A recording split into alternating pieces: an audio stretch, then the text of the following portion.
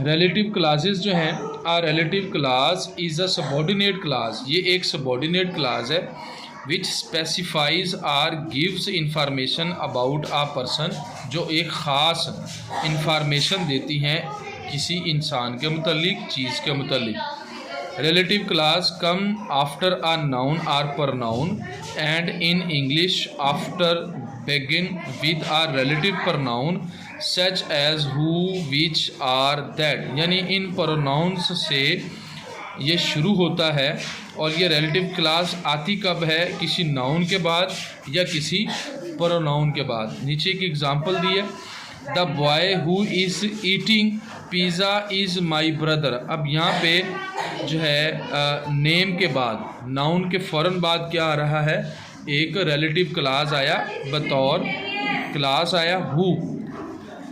Hair who is the relative class, यहाँ पे इसको रिलेटिव क्लास कहा जाएगा। He is looking for a bag which he has lost. अब यहाँ पे he is looking for a bag which he has, अब यहाँ पे विच जो है ये एक रिलेटिव क्लास इस्तेमाल हुआ है। जैसे here which is the relative class, ये एक रिलेटिव क्लास है। अब नीचे इन जुमलों के अंदर आपने क्या करना है? एक रिलेटिव क्लास को इस्तेमाल करके जुमलों को रीअरेंज करना है।